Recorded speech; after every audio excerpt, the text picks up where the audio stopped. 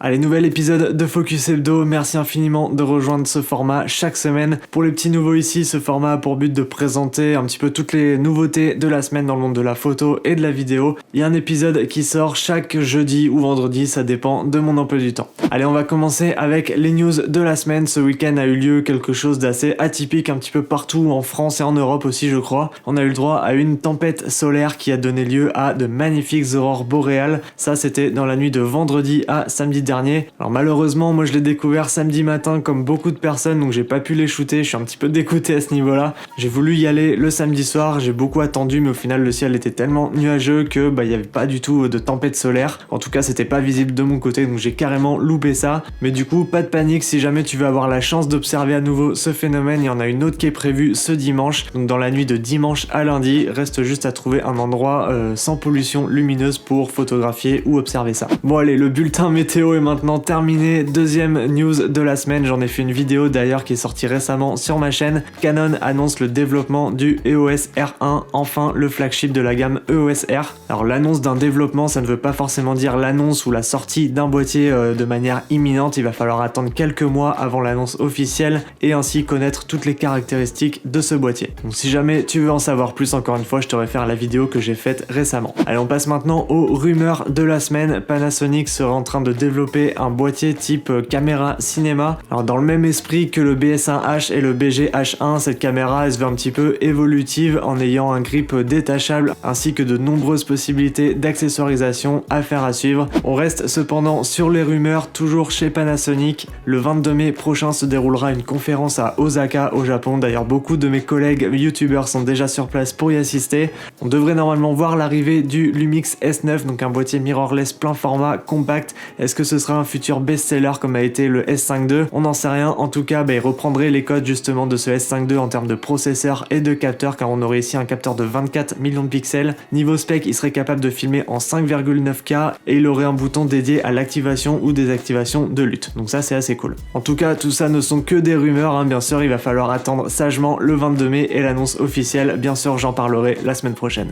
Allez, côté sortie matos, j'en ai parlé la semaine dernière. Le X Summit, donc la conférence de Fujifilm, s'est déroulée à Sydney récemment. L'occasion pour la marque de dévoiler le XT50 ainsi que l'objectif XF 16-50 mm, le Fujinon GF 500 mm f5.6 en moyen format et le boîtier qui va avec, justement le moyen format GFX 100S Mark II. Alors le XT50, c'est un boîtier APS-C doté d'un capteur de 40,2 millions de pixels, du processeur X5. Grosse nouveauté, et Fujifilm a compris l'intérêt des utilisateurs d'avoir des simulations de film directement dans le boîtier. Et bien ce boîtier possède justement un bouton dédié à la simulation de film qu'on va pouvoir choisir parmi différents presets. Donc Fuji, c'est vraiment une marque qui est réputée pour cette richesse en termes de simulation de film. Côté vidéo, on a de la 4K 60, de la 6,2K 30 images secondes, une stabilisation sur 7 axes. Le design est très épuré, contrairement au X106, là par contre on a la possibilité de changer d'objectif. Il y a d'ailleurs le 16-50 mm f2.8 f4.8 qui a été annoncé en même temps, ce qui nous offre un kit hyper intéressant quand même pour la somme de 1899 €, ou alors 1499 € si tu choisis le boîtier seul, qui est dispo en noir, en gris ou en charcoal. Concernant le GFX 100S Mark II, même processeur, c'est le X Processor 5, il possède un capteur CMOS 2 de 102 millions de pixels, une plage ISO allant de 80 à 12800, une grosse amélioration du viseur comparé à la version précédente. Il a aussi la possibilité d'enregistrer des vidéos en 4K 30 images secondes en 422 10 bits. Il possède aussi des simulations de films en interne. Pour le prix, il va falloir compter 5499 €, soit 500 € de moins que son prédécesseur lors du lancement. À ça, on rajoute le 500 mm f5.6 qui vient également d'être annoncé par la marque. Alors personnellement, moi je connais pas beaucoup de photographes qui shootent au téléobjectif en moyen format, mais visiblement ça doit exister. En tout cas, on est sur un objectif de quasiment 1,4 kg, ce qui est très léger pour un 500 mm.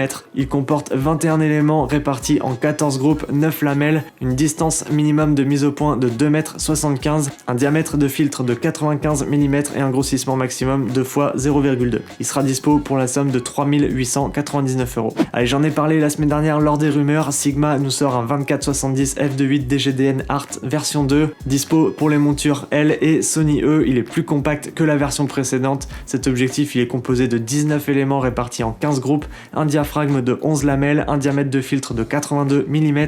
Quant à la distance de mise au point minimum, on est à 17 cm en grand angle et à 34 cm en téléobjectif. Tout comme son prédécesseur et celui de Sony, il n'est pas doté de stabilisation, c'est le compromis que choisit choisissent ces marques afin de garder un produit léger et compact. Il pèse 735 grammes pour environ 12 cm de long. Il s'agit d'un zoom externe qui, une fois déployé, perd 2 cm par rapport à la version précédente, donc le positionnement des lentilles à l'intérieur a été entièrement revu. Un 24-70 f2.8 pour la somme de 1349 €, c'est vraiment très abordable, très accessible quand on sait qu'en général on les trouve autour de 2500 € pour les modèles Sony et Pana. Là on gagne environ 1000 € et les seuls compromis c'est la limite en rafale limitée par le boîtier et quelques petits détails en vidéo que les marques des boîtiers se réservent. En tout cas moi j'ai hâte de voir arriver ça un jour sur la monture RF. Allez, c'est tout pour cet épisode de Focus Hebdo. Si jamais t'as loupé l'épisode de la semaine dernière, je te laisse cliquer juste ici. N'oublie pas mon code créateur Nicolas si jamais tu fais une commande sur Miss Numérique, ça soutient directement mon travail sur cette chaîne et moi je te dis à très vite dans une nouvelle vidéo. Porte-toi bien, ciao.